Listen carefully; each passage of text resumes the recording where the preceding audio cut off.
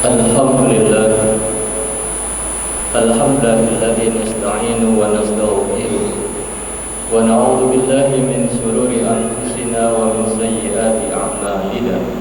May yahdihillahu fala mudilla lahu wa may yudlil fala hadiya lahu. Asyhadu an la ilaha illallah wahdahu la syarika lahu wa asyhadu anna Muhammadan 'abduhu wa rasuluhu la nabiyya ba'dahu.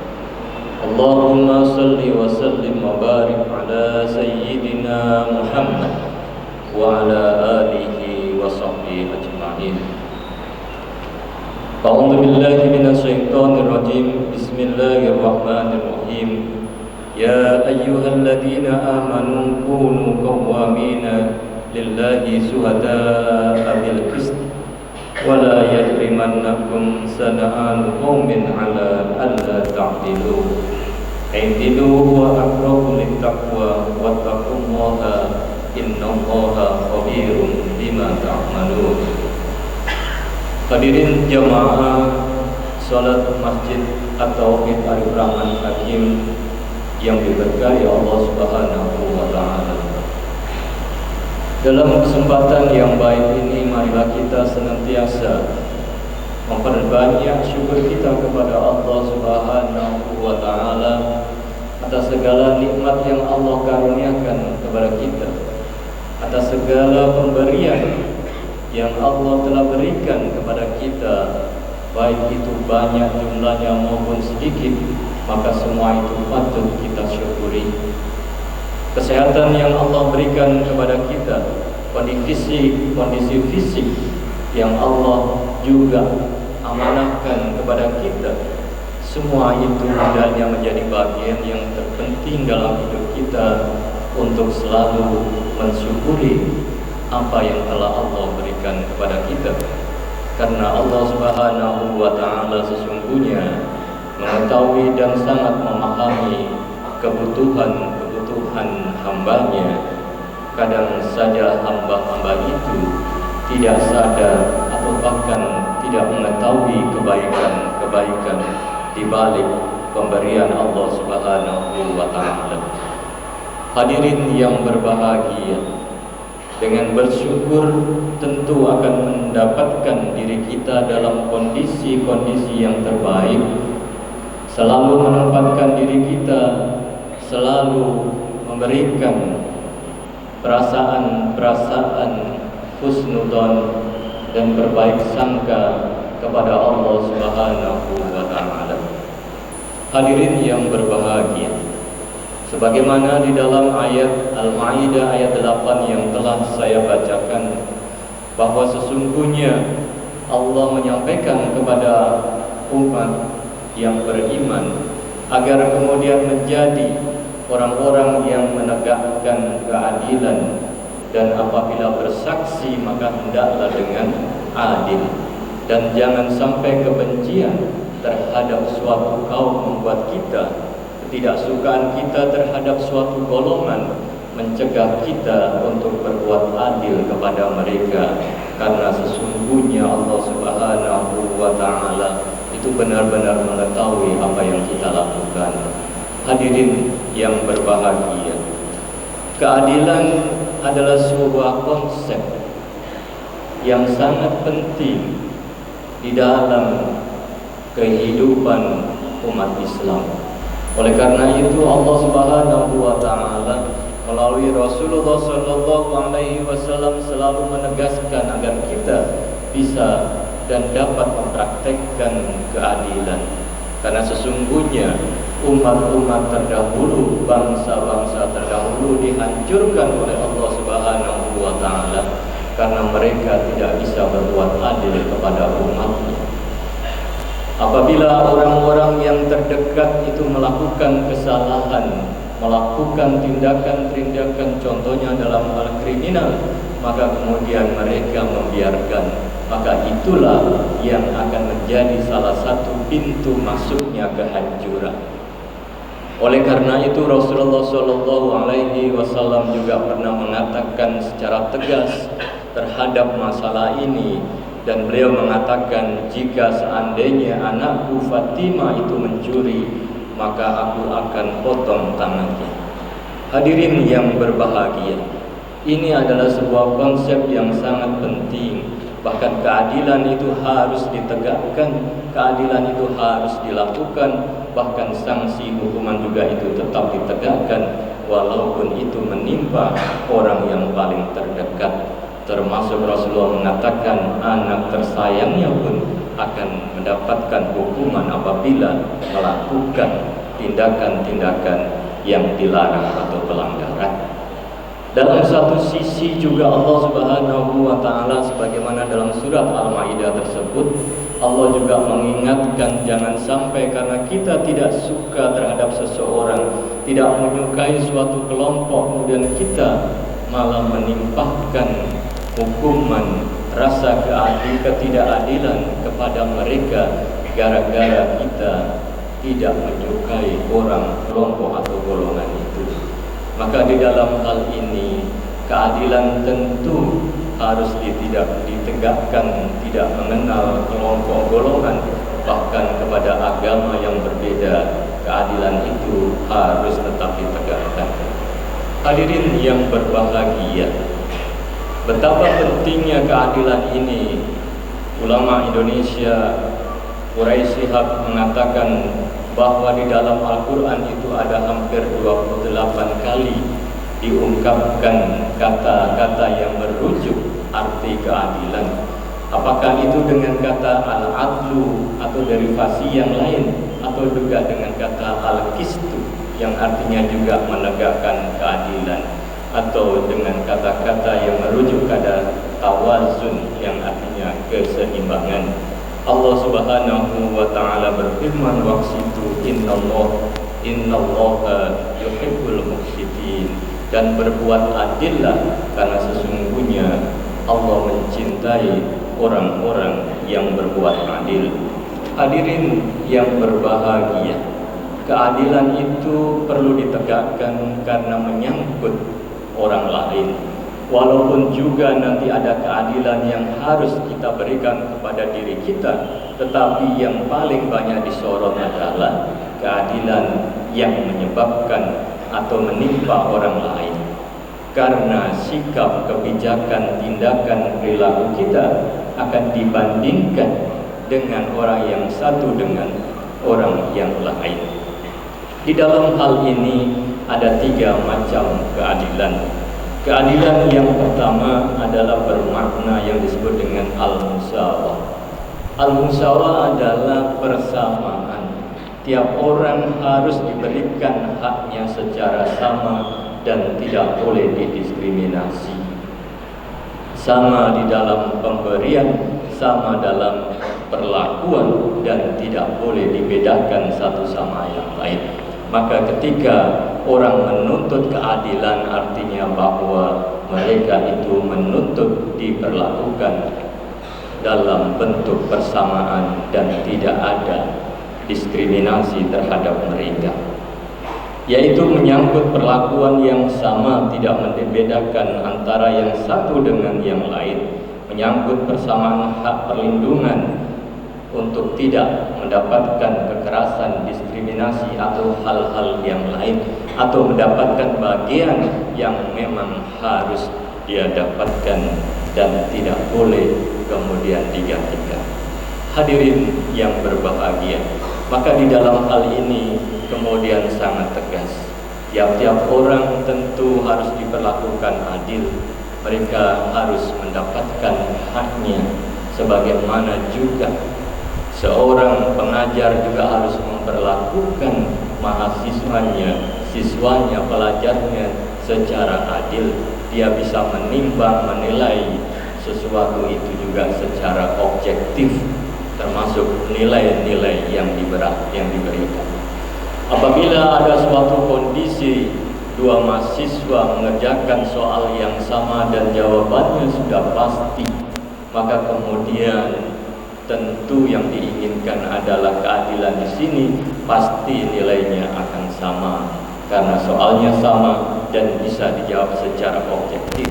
Tetapi kalau kemudian hasilnya dalam kondisi yang sama, dua-duanya mengerjakan soal yang sama, tetapi setelah itu nilainya berbeda, bahkan yang satu lulus, yang satu tidak lulus, maka disitulah kemudian ketidakadilan itu dipertanyakan, karena konsepnya masing-masing harus mendapatkan perlakuan yang sama. Hadirin yang berbahagia, maka konsep yang kedua adil dalam hal ini adalah tawazun. Tawazun di sini diartikan sebagai kesesuaian. Jadi tidak harus sama persis, tidak harus sama dan rata, tetapi sesuai dengan kondisi masing-masing. Oleh karena itu, untuk menilai sesuatu adil atau tidak, kita perlu menimbang terlebih dahulu alasan-alasan apa yang mendasari sehingga seseorang itu mendapatkan perlakuan yang tidak sama, mendapatkan hak yang tidak sama. Kadang di sini kemudian menimbulkan pertanyaan atau ketidaksukaan, maka oleh karena itu perlu untuk mendapatkan jawaban.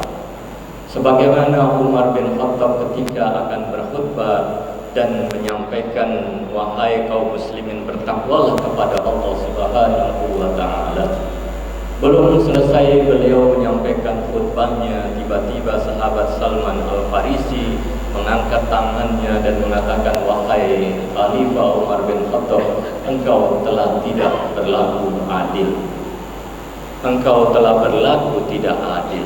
Kemudian Umar bin Khattab tidak menunjukkan kemarahannya dan meminta Salman Al-Farisi untuk mengatakan, apa yang kamu maksud bahwa aku tidak berlaku adil. Maka kemudian Salman Al-Farisi mengatakan, ya Khalifah, bukankah baju yang kamu pakai itu adalah bagian dari ghanimah, pemberian dari hasil peperangan, dan aku lihat engkau memakai baju kain yang diberikan ternyata lebih lebar, lebih besar dibanding yang kami pakai. Apakah itu mencerminkan suatu keadilan? Maka kemudian Umar bin Khattab mengatakan bahwa baju yang saya pakai sebenarnya adalah sama seperti yang aku dapatkan, tetapi karena badanku besar, kemudian anakku Abdullah bin Umar menghadiahkan baju atau kain itu kepadaku, sehingga kain itu seperti menjadi dua dan sekarang aku pakai. Hadirin yang berbahagia, boleh jadi apa yang kita pandang itu tidak adil, tetapi setelah kita menanyakan, mendalami persoalan, sesungguhnya ada keadilan di situ, karena kita tidak mengetahui, karena hanya kasat mata saja yang kita sampaikan. Hadirin yang berbahagia, contoh yang lain di dalam perusahaan, tiap-tiap orang tentu harus mendapatkan hak yang sama untuk mendapatkan tunjangan atau gaji bulanan, tetapi tentu besaran masing-masing akan berbeda. Tidak bisa mengatakan bahwa semua harus digaji sama karena kita semua bekerja dalam satu perusahaan. Maka perusahaan itu pasti akan memiliki aturan-aturan yang diberlakukan yang membedakan besaran apresiasi atau tunjangan masing-masing yang berbeda. Ada yang kemudian mendasarkan kepada lama bekerjanya, sehingga orang sama-sama usianya, sama-sama bentuk badannya, sama-sama keluarga yang ditanggung, bisa saja gaji yang didapatkan berbeda karena yang satu lebih lama bekerja sementara yang lain baru masuk kerja. Atau juga yang mendasari pada prestasi-prestasi yang dilakukan. Orang-orang yang bekerja keras, orang-orang yang memberikan suatu kontribusi yang terbaik dengan prestasi-prestasi, maka kemudian dia mendapatkan suatu hak yang lebih besar dibandingkan dengan yang lain yang hanya bermalas-malasan atau mengerjakan sesuatu itu apa adanya.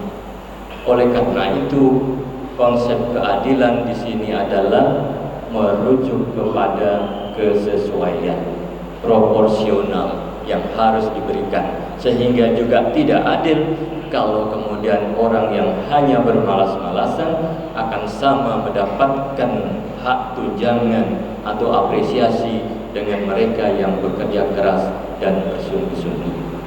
Hadirin yang berbahagia, konsep yang ketiga adalah berkaitan dengan al-adlu atau keadilan yang mengacu kepada perhatian terhadap hak-hak individu dan memberikan hak-hak itu kepada setiap pemiliknya. Ini dilakukan untuk memastikan bahwa setiap orang mendapatkan keadilan, mendapatkan perhatian, tetapi pada kondisi tertentu ada orang-orang yang harusnya mendapatkan keadilan tetapi tidak mendapatkannya. Orang dengan kondisi fisik yang berbeda tidak memiliki kemampuan di dalam berjalan, di dalam melihat atau kelemahan fisik yang lain. Tentu tidak adil kalau dia harus berjuang, berkompetisi, berdesak-desakan dengan yang lain yang memiliki fisik yang lebih kuat. Oleh karena itu, maka kemudian untuk keadilan harusnya diberikan perhatian kepada mereka yang memiliki fisik lemah agar kemudian diutamakan. Jalan dibangun untuk memperhatikan orang-orang yang tidak bisa mendapatkan menggunakan akses itu secara baik, maka harus juga disesuaikan dengan kondisi-kondisi itu. Maka kebijakan-kebijakan yang demikian ini biasanya disebut dengan kebijakan yang bersifat afirmatif, yaitu memberikan perhatian kepada orang-orang yang memang harus diberikan haknya, karena orang itu bisa saja tidak bisa menuntut haknya, tidak bisa mendapatkan haknya karena keterbatasan yang dimiliki. Hadirin yang berbahagia, tetapi kadang dalam kondisi tertentu keterbatasan itu juga tidak menghalangi seseorang untuk melakukan kegiatan-kegiatannya atau memenuhi kewajibannya. Karena suatu saat Rasulullah SAW ditanya oleh sahabat yang buta, Abdullah bin Ummi Maktum, "Ya Rasulullah, apakah aku wajib untuk sholat berjamaah karena aku tidak melihat?" Kemudian Rasulullah SAW mengatakan, "Apakah engkau masih mendengarkan azan yang dikumandangkan?" Kemudian sahabat itu mengatakan, "Iya Rasulullah, aku mendengarkannya. Oleh karena itu engkau wajib untuk datang ke masjid." Hadirin yang berbahagia, dengan demikian maka kewajiban kita agar orang-orang yang memiliki keterbatasan itu untuk bisa nyaman di masjid, untuk mendapatkan hak-haknya, maka kemudian masjid itu juga harus dibangun dengan ramah memperhatikan kebutuhan orang-orang yang kebetulan memiliki kekurangan, kelemahan di dalam fisik, baik itu berjalan, penglihatan, pendengaran, maupun hal-hal yang lain. Hadirin yang berbahagia, oleh karena itu betapa pentingnya keadilan itu harus ditegakkan, karena keadilan itulah yang akan mendekatkan diri kita kepada Allah Subhanahu wa Ta'ala, menjadikan kita menjadi insan yang bertakwa. Semoga kita senantiasa diberi kekuatan oleh Allah Subhanahu wa Ta'ala di dalam menjalankan kewajiban-kewajibannya. Barakallahu li wa lakum fil Qur'anil azim wa nafa'ani bima ayati wa dzikril hakim. Aqulu qawli hadza wa astaghfiru innahu huwal ghafurur rahim.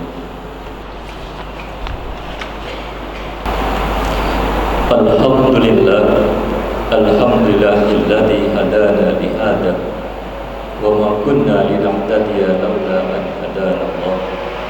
Asyhadu an la ilaha illallah wahdahu la syarika lah wa asyhadu anna Muhammadan abduhu wa rasuluhu la nabiyya ba'd. Allahumma salli wa sallim wa barik ala sayyidina Muhammad wa ala alihi wa sahbihi ajma'in. Hadirin yang berbahagia, marilah kita bersama-sama berdoa kepada Allah Subhanahu wa Ta'ala agar amal ibadah yang kita lakukan diterima dan diberi balasan oleh Allah Subhanahu wa Ta'ala, karena dengan itulah yang bisa mengantarkan kita sampai ke surga.